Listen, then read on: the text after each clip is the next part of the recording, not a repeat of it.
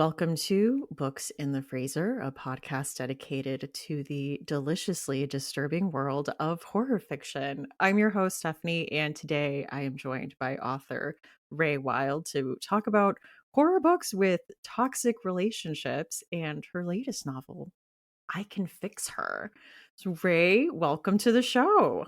Thank you. I'm so excited to be here. I have listened to the show. I am sufficiently intimidated and excited to jump into everything.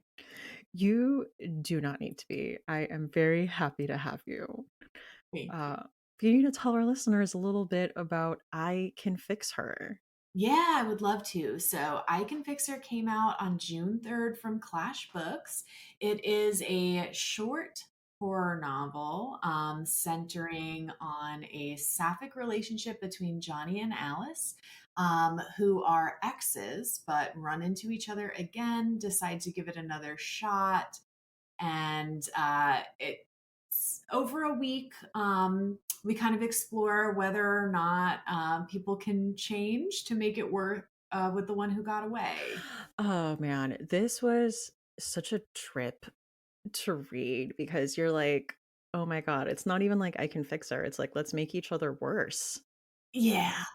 I was very inspired. I saw the meme that's like, I can fix her. And it's like, well, I can make her worse. Yeah. Um, But that's so real. I feel like so much of the time, like my experiences, my friends' experiences, when they go back to that ex who was like the one who got away, it's less of a can we be better for each other and more of a like how far down the scale can we slide together.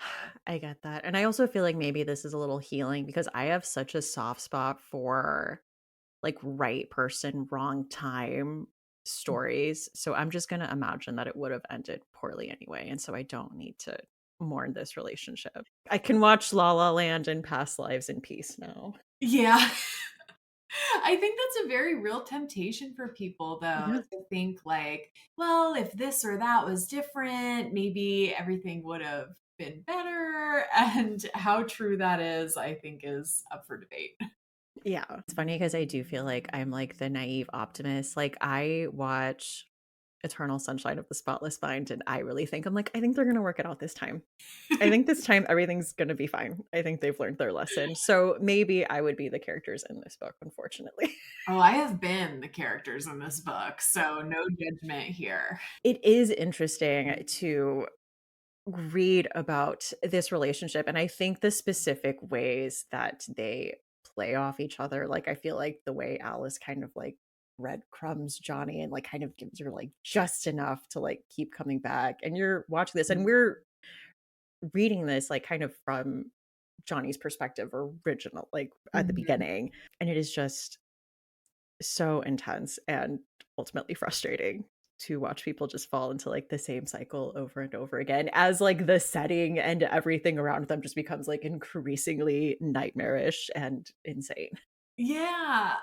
I think unfortunately it can be sort of a common dynamic where you have one person in a relationship who is kind of aloof and obsessed with themselves and they attract a partner who is also obsessed with them. So it's like Yeah. everybody loves the one partner. In this case it's Alice.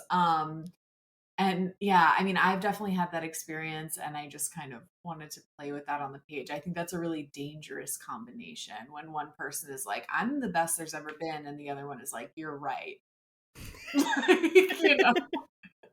You are, in fact, the best. Mhm. Okay, so for our episode on toxic relationships, I mean, toxic relationships don't always have to be romantic. I think the majority of my book picks are leaning towards romantic relationships, but I mean, there's like toxic employer employee.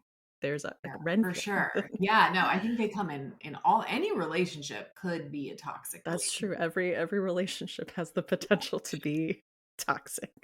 Hashtag inspiring, maybe. I don't know. I loved that you said that this is like I will find you in every lifetime threatening, Yeah, as a but threat. a threat. As a threat.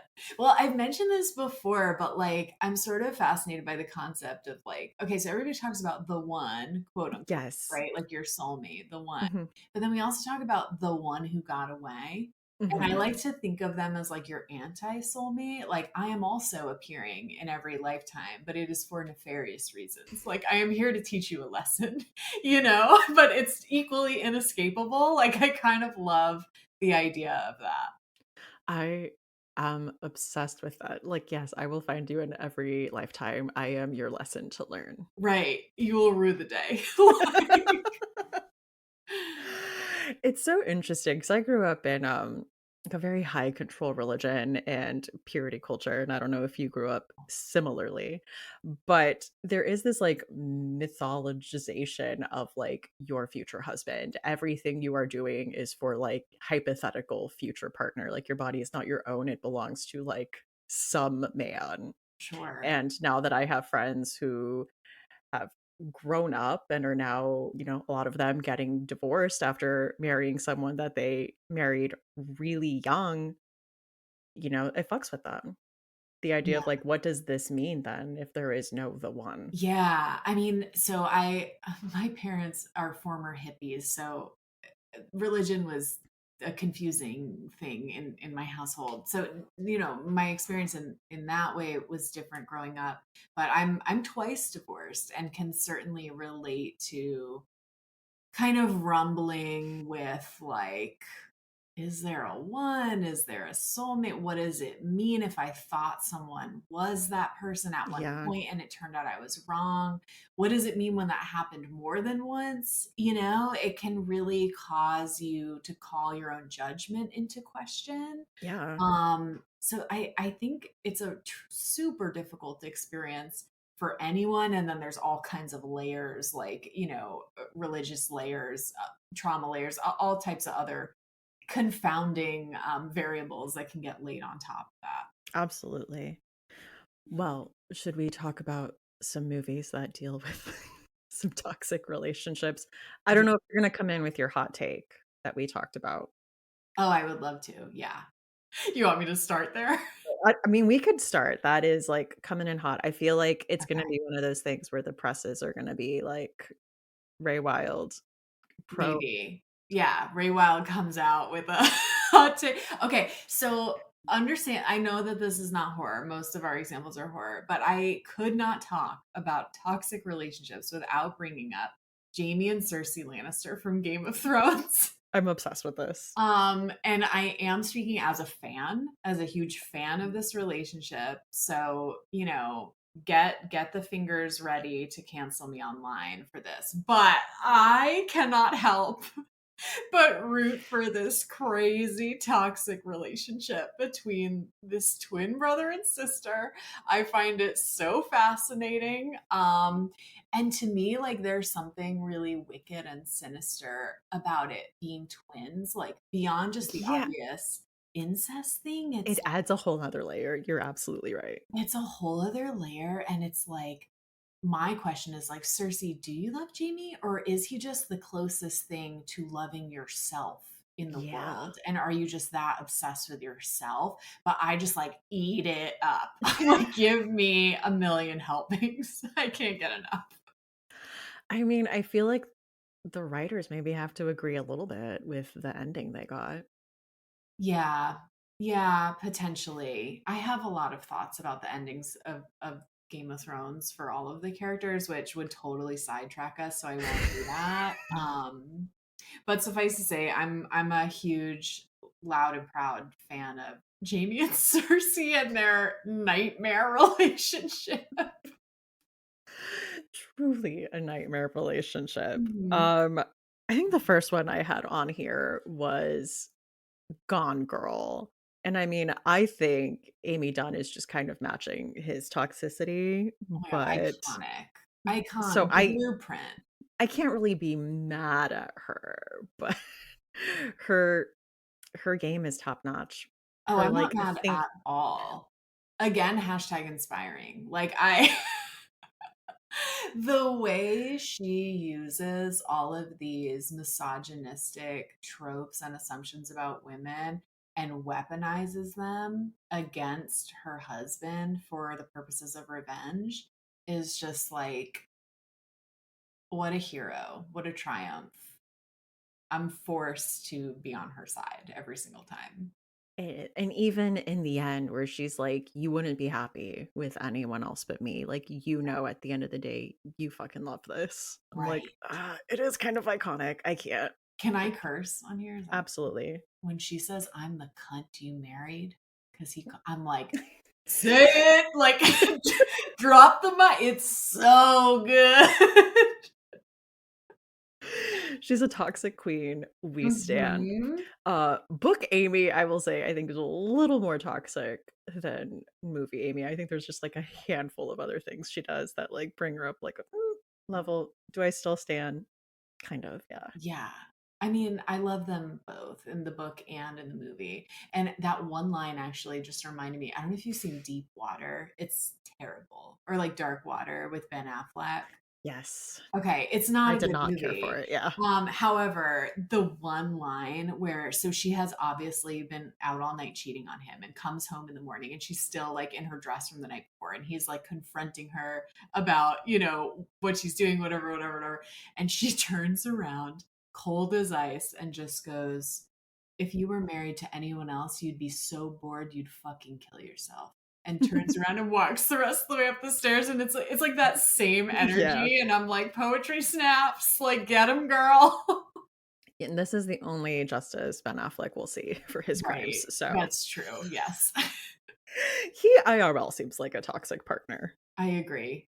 I agree. I don't trust that smirky smile. The smirk, I do love the Duncan memes. So, I don't know but if I'm familiar. just I feel like there's always pictures being snapped of him just like looking exasperated, holding Dunkin' Donuts iced Oh, coffees. yes, you're And right, I there's just have like seen that. He just looks tired. I relate to the level of exasperation. Same, yes. I also had Midsummer on here. Christian absolutely sucks. I know the director's cut is a lot more clear cut about him being a shitty partner. Like he's even worse in the director's cut, which Mhm. I haven't seen, but I think from the beginning, this poor girl going through this unmistakable tragedy and just really being seen as a burden Right, right, like, to her "Oh, partner and his friends every single step of the way. yeah. It's like your family died. What a bummer you are. It's awful. Absolutely. So in the end, even though points could be made, was it deserved? I just can't help but be like, mm, Right. I'm not mad about it, you know? mhm. Well, let me just say this too up front. I will fully confess that, like, it's very hard for me to not be on a woman's side. You know what I mean? Like, I saw a TikTok the other day that was like, "Oh, she ran you over with a car." Well, like, what did you do to deserve that? Like, and like that resonates with me a lot. Like, it's difficult for me to not take a woman's side against a man, no matter what.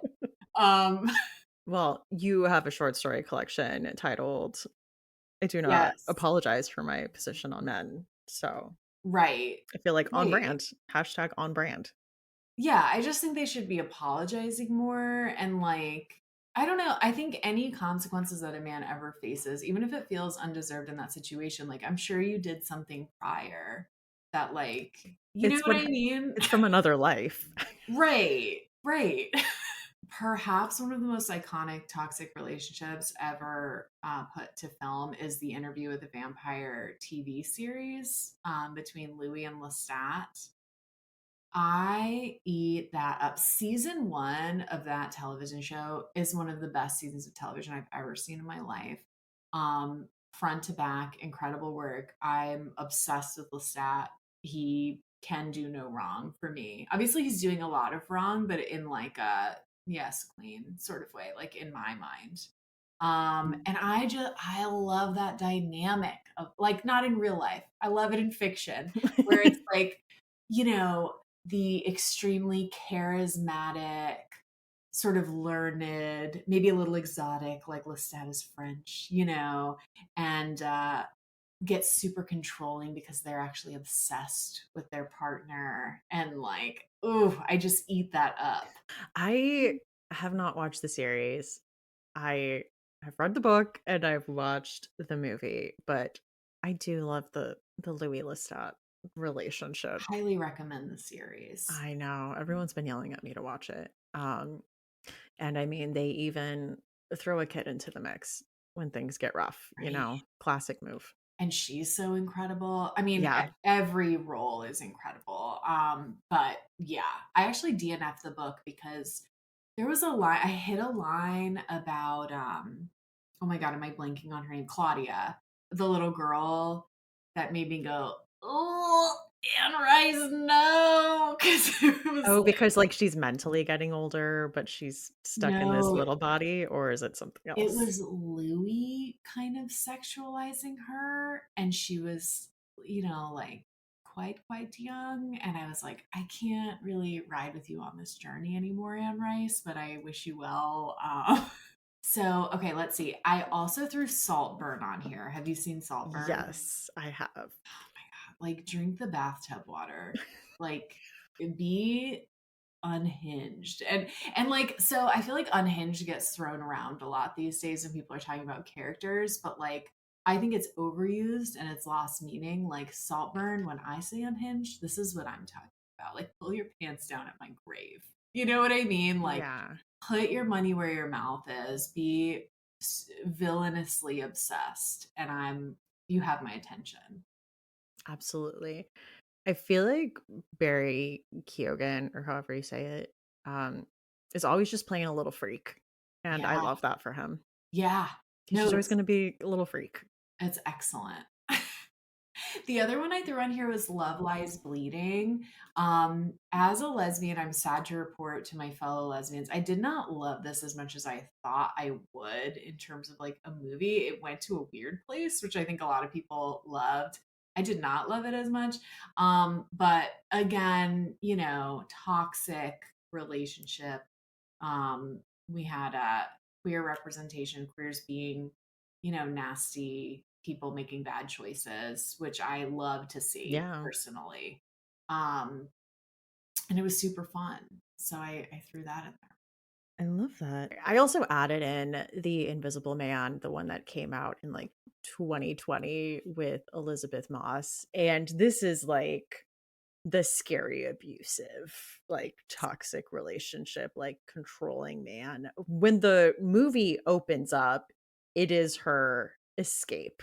So it's like the very tense, like she drugged him to go to sleep. She is like counting her footsteps to like get her stuff and like has her getaway planned. It is like that extremely tense. Like if one single thing goes wrong, you know that she's just absolutely fucked. Yeah, it's so tense, this movie, and terrifying. It is. You know what movie I was obsessed with when I was little? Sleeping with the Enemy with Julia Roberts, which is like also similar, like getting Amazing. away from a scary abusive relationship via faking your own death and starting a new life. It's a really interesting favorite for childhood. I don't know why I like loved it so much. And I don't That's, know what that says about me, but here we are. you love intensity. Are we ready to talk about some books? I am. And you put a lot of ones on your list that I would have put on mine. So really Oh, excited God. to dig into it. Okay, cool. We'll have a lot to talk about then. Yes. Okay. I wanted to open up with In the Dream House by Carmen Maria Machado. This is her essay collection slash memoir about her toxic romantic relationship she had with an ex-girlfriend. Um, and the way that the essays or chapters are titled, they're all kind of like within the theme of this relationship as a dream house. And each essay is like a different genre. So it's like Dream House as noir, Dream House as Lovecraftian horror. And it's digging into like different aspects of this toxic relationship. The chapters of like when it was good, we had this great day. So here's Mm. Dream House as rom-com. And then getting into the manipulation, the scarier stuff, the breakup, and moving on with that. And yeah, like close to the end of the book, she talks about how she felt really lonely in this because queer relationships are idolized and put on a pedestal. So it makes it tough to talk about like intimate partner violence when you're in a queer relationship. Yeah. Um, and I loved this book. It was, I mean, the device for it is so creative and interesting, and it's a well-written, just vulnerable story about her own experience in this relationship. That sounds fascinating. I would probably love this. Yeah. Right up my alley. So that is In the Dream House by Carmen Maria Machado. Amazing. Can we both talk about Things Have Gotten Worse since we last spoke? Absolutely. This was the first thing I ever read from Eric LaRocca, who I love. Yeah. He's the best. So first of all, I want to say epistolary, which I love an epistolary story, especially a sapphic epistolary. Something about sapphic relationships and epistolary, it just goes together like peanut butter and jelly. I don't know what it is. But absolutely haunting the way it subtly turns from like this casual, pretty innocent interaction over buying an apple peeler, right? Yes. Into something absolutely depraved. Absolutely. And I think the way, yeah, I mean, the toxicity, the way that they feed off of each other, but the way that they like isolate you and Mhm. like separate you and like have her like give over her money, like have her like give over control over her entire life. Yeah. No, it's terrifying. And it's gut churning, some of the body horror that is Yeah. in it. Ugh. Have a strong stomach if you want to read Things Have Gotten Worse since we last spoke. I would put it in the freezer. I didn't uh rate Carmen's because it's a memoir, but it's like room temperature. But no, things have gotten worse since we last spoke. I would put in the freezer. I also would. You should be in a good place if you're gonna crack the spine on this one. Feeling mentally strong. I made like a video post several years ago that was kind of like a sarcastic Valentine's Day recommendation with like horror Mm. books, and this was on it. They were all just like said it was like this. It was Audition, was You by Caroline Uh-huh. Kepnes. Just like the worst of the worst. Hmm. Okay, my next pick is Sundial by Catriona Ward, and this is about a woman named Rob who there's like several layers of toxic relationships in this. Um but when we open up, Rob is married to Irving. They have two girls, and she's worried about her daughter Callie, and she feels that she needs to take her back to Sundial to kind of spend some one-on-one time with Callie and really see what's going on. And we learn that Sundial is this kind of compound in the desert where she grew up with her sister and her parents. And as you get into the novel, you learn more about those dynamics and that relationship. But the first relationship that we see early on in the novel is Rob and her husband, Irving. And that is like the relationship that is like full of gaslighting and manipulation, and you can just feel the way that it's written. It made me like I was like ugh, like so tense and on edge in the way that you feel the way that she has to like think about every interaction she has with him. She has to pick her words carefully. She has to think like two steps ahead and constantly be worried about Irving's reaction to things. Hmm. And it was Hmm. like that in a horror novel where other horrifying things happen, that had me so stressed out, like on the edge of my Yeah. seat. Ugh. And I don't remember exactly what it was, but I remember it has a really striking opening line, and it's something along the lines of like, when such and such happens, I know that my husband is cheating on me. And it's Yes. Yeah. seemingly totally unrelated. And I remember that drawing me into the story right away, being like, I'm sorry, what? I'm gonna need you to explain. And like, Yeah, like, get into it. From what I remember, I would say this is a fridge book, but I do remember being absolutely immediately unsettled in those first few chapters when we're laying out what the Rob Irving dynamic is and what she feels like she can and can't say despite what she knows about what's going on. yeah, Like she's very powerless. yeah. I don't know that this is a freezer book for me, but I will say The Last House on Needless Street from Catriona Ward, absolutely one of the most, again, gut-wrenching books I've ever read. Okay, so I'm pretty sure I added We Have Always Lived in the Castle by Shirley Jackson. I wanted to bring this one in because of course, there's all different types of toxic relationships that we can see in a story. But what I loved about this particular toxic relationship, and I do mean the relationship between the two sisters, because I think there's an argument to be made that every relationship that's in this book is toxic. But the odd relationship between the two sisters is that in the end, you almost, at least I did, almost sort of felt like, okay, I think I'm on their side though. Like I think all their like weirdness and like isolation, like I think they were right about that, you know?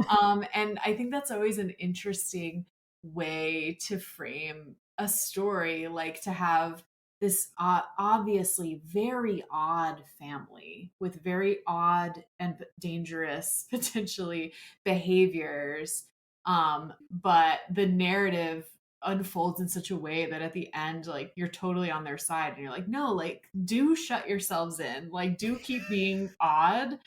You were great, and just leave all these quote unquote normal people to their own devices. Like we're on your team. Like, you just keep doing your little, like, outdoor spells. Right. The Yeah. people in town, they're not gonna understand. They don't get No. it. Like They keep don't get burying it. your money, girl. Like I had Shoot Me in the Face on a Beautiful Day by Emma E. Murray. I had her on to talk about this. Uh, and the way that this story is told is very interesting because we are following a woman who is grieving the loss of her son, who is in this abusive relationship. And we kind of get interstitial chapters from a decaying corpse in the woods as well, mhm, as we find out the truth about her boyfriend and what he has been doing this whole time. But what I thought was really well done in this book is you see a lot of the abuse, you see a lot of the domestic violence on page, but you also see like why she stays.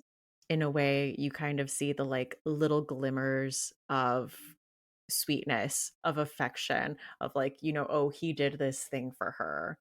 And mhm, I thought it really rounded out that story and that relationship to where like I can see why this character would make that decision, especially one who is in this place, completely isolated, only has like one friend, like her whole family has turned their back on her.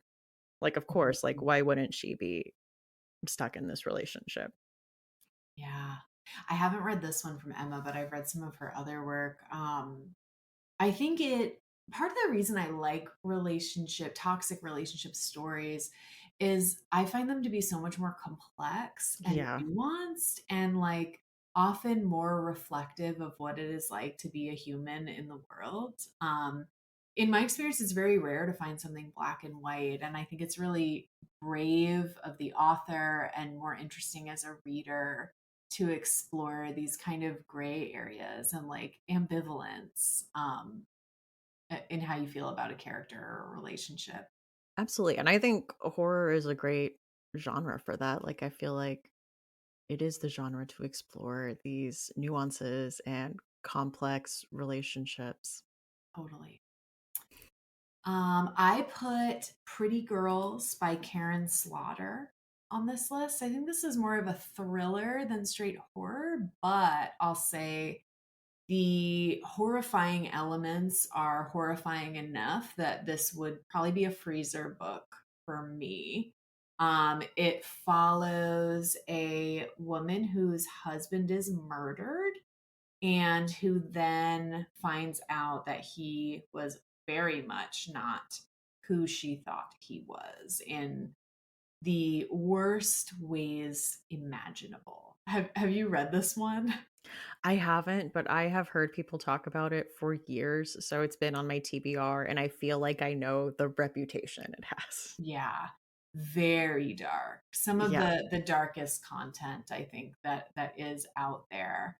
But it appeals to me because I don't know, I'm sure most people can relate to the feeling of after a relationship has ended for whatever reason, that sense of like, did I ever even know this person? When like yeah, other things come to light. And that's its own layer of horror to me, of like having to look back at the whole relationship and go, was any of this real? Was I a fool? If I was, like, how did I miss all of this? And that's the really juicy, emotional stuff to get into, I think. okay. I will have to read this then. People have been telling me to read it for years. I did the audiobook actually on Libby and it was great. I've heard it's good. Yeah. Um, I had Gone Girl on here Yeah. again. It's worthy of repeating. It's sort of the quintessential text. It's the sacred text for toxic relationships. It's our toxic relationship Bible. Mhm. Amy Dunn is the outline. Yeah, I mean, when you're reading this story, you are reading Nick's POV and interspersed diary entries from a missing Amy Dunn. And since I feel like we've basically spoiled it up to this point, I was in my cubicle, like, reading this on my phone in, like, mid 2010s. And when it got to the part where she's like, "I'm alive, bitch," Uh-huh. this was a setup. I have planted every single that's like halfway through the book. That is Mhm. only that is a halfway reveal. It's so well done because it's so airtight against Nick up until that point that he definitely killed his wife. And then she's like, guess what? I'm alive. Mhm. Um, but yeah, like, another layer to it is, they really get into the movie, the, like, way that he also knows how to say what she wants during the press interviews, and she's like, "Well, that's all I wanted to hear. Like, I am Mhm. back. Like, let's do this. We're a family." Like, it's crazy, and I love Yeah. it. And this I love their really joint insanity.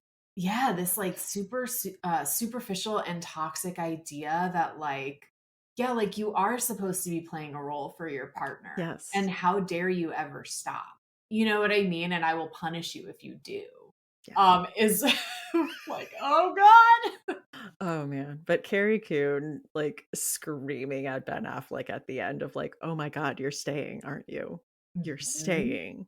Mhm. Oh my gosh, and then I mean, it's been out for forever, so I feel like we're allowed to spoil it, but those ending lines of like, "What have we done to each other? What will we do?"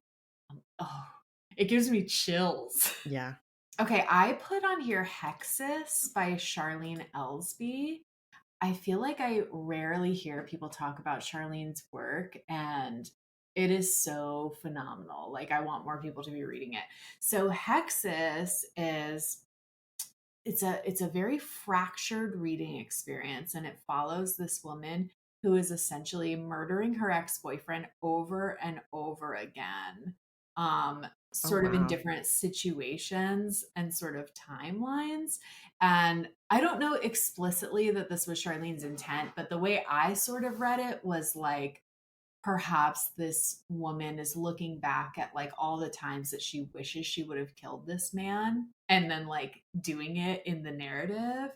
And I cannot help but applaud for a female rage revenge book, and this is very much that. Okay, you're selling me on this. I read Violent Faculties by her, and I was like, "Oh my god, She's that not goes there." messing No, around. she's not. And, like, I should have known with the cover, and, like, when I picked it up from the Clash table, I think Christoph was like, "How well do you do with, Yeah, with gore?" yeah.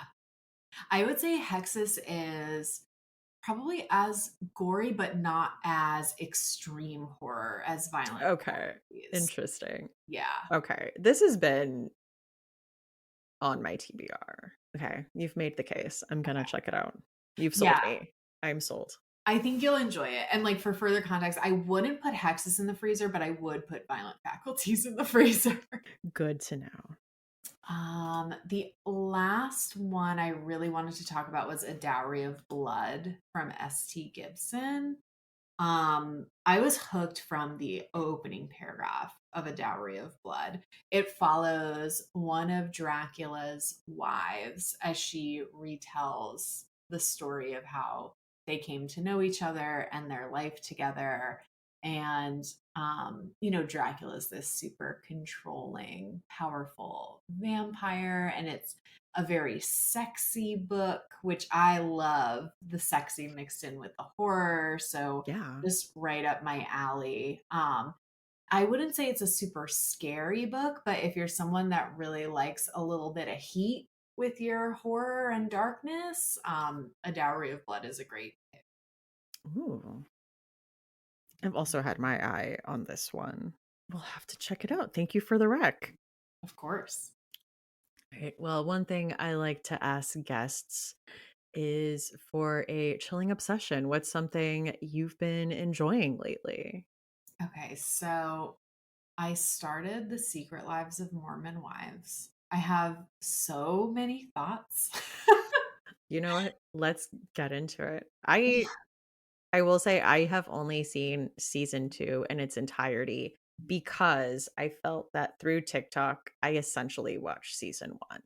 Okay, understandable. I My main comment, so I did have to stop watching at a certain point because this is so truly chilling to me. The experience of watching this show because like there are so many moments. Like first of all, they are very much trying to play this as like a Real Housewives type show and like Mhm. kind of light, super gossipy, whatever.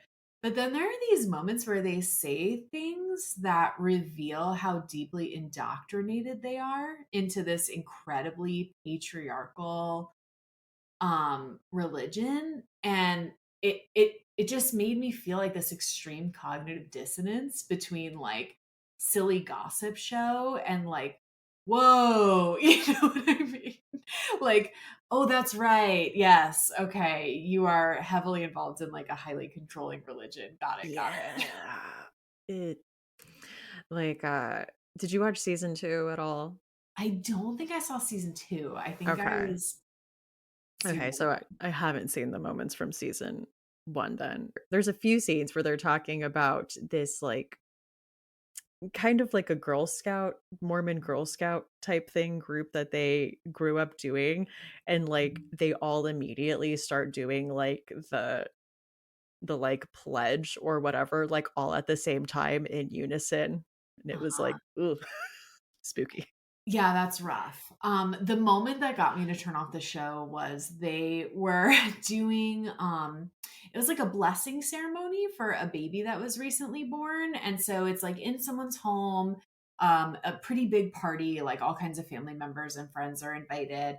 And it feels very baby shower, like whatever, until a group of men stands up and like forms a circle and starts doing this like blessing thing, and then they cut to individual camera with one of the women, and she was like, yeah, so the women can't come up in the blessing ceremony because of course God only talks to men and he doesn't talk to women, and she's just like rolling like this is totally, but it just made me feel like my heart just sank in my chest. I was just like, oh no, like this seems really toxic.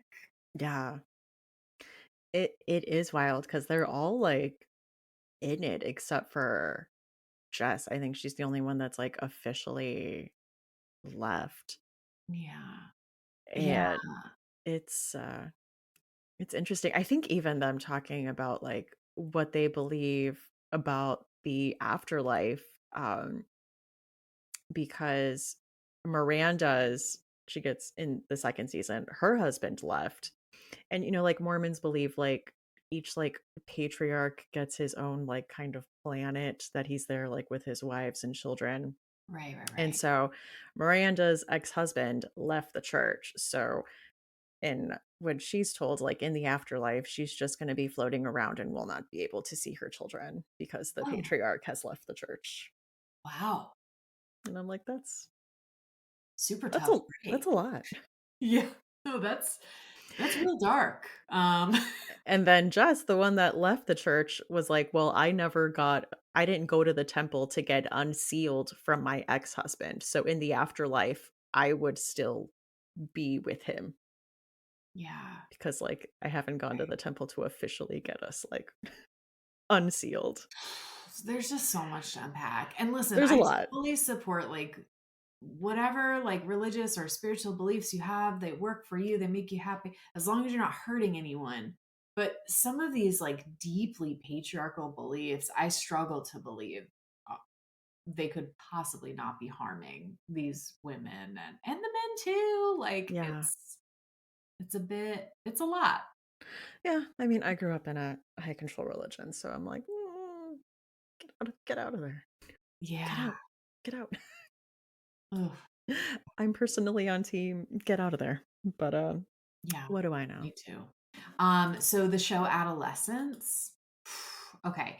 And beyond just adolescence, I've been on a real kick lately listening to podcasts about the intersection between social media and the rise of right-wing ideology, like extreme right-wing beliefs. And that incorporates obviously like incels and like super misogynistic content online and so I've just been really interested.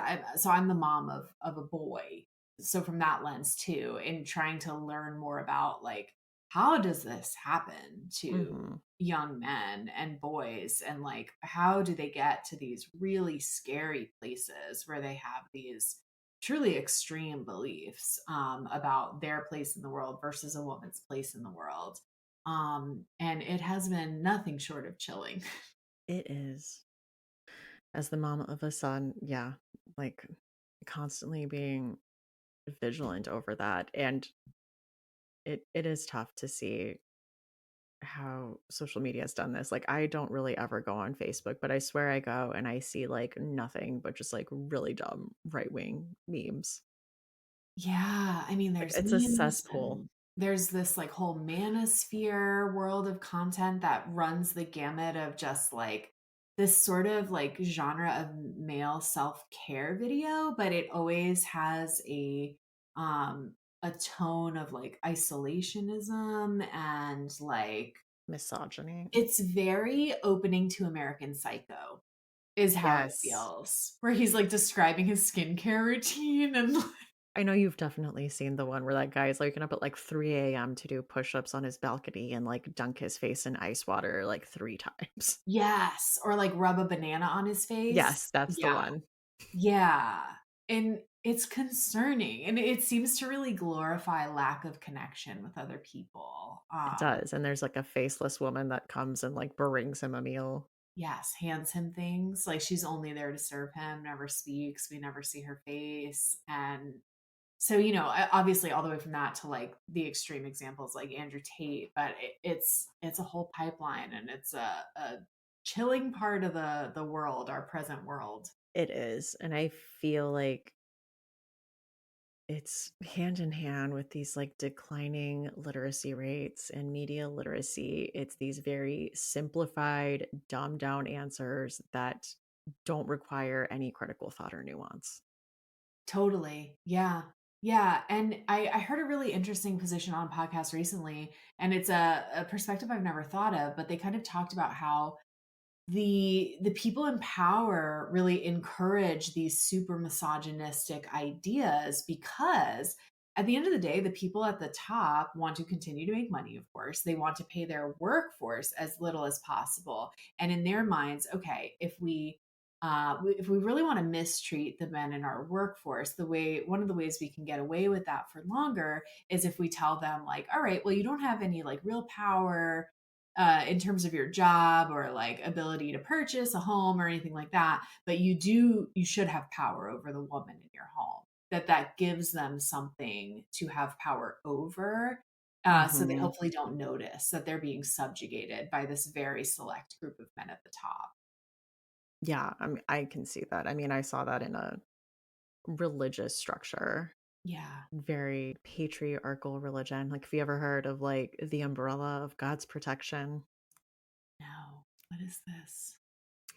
where it's like you are as a woman like under your husband. It is like a very like vertical hierarchical level I of see. protection, and if you want to get outside of that hierarchy, you will be out of the umbrella and you will be open to bad things happening to you.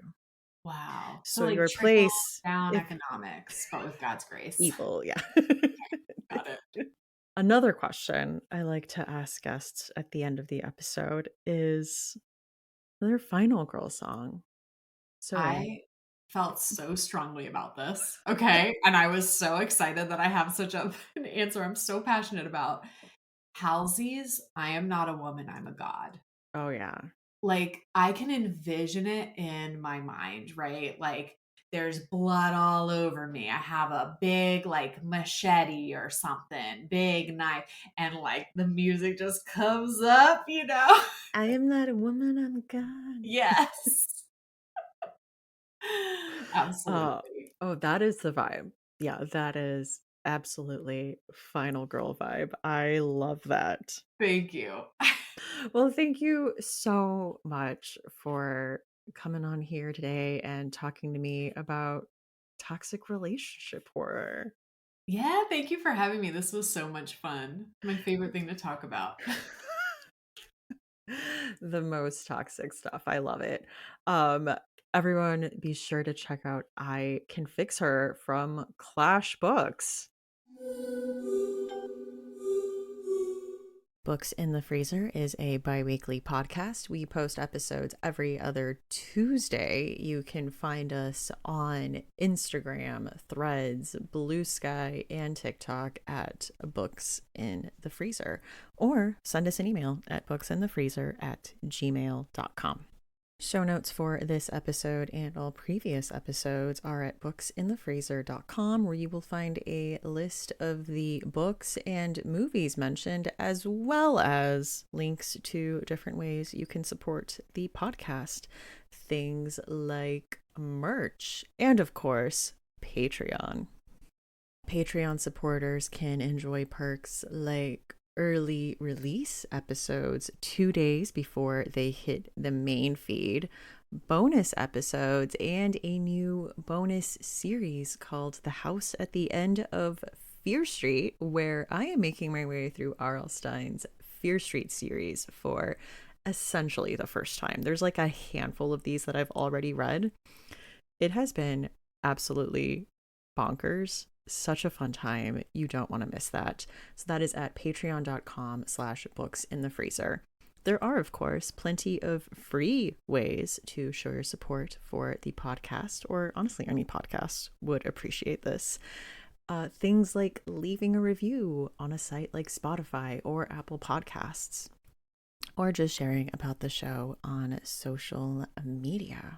I have been your host, Stephanie Gagne. Thank you so much for listening, and see you next time on Books in the Freezer.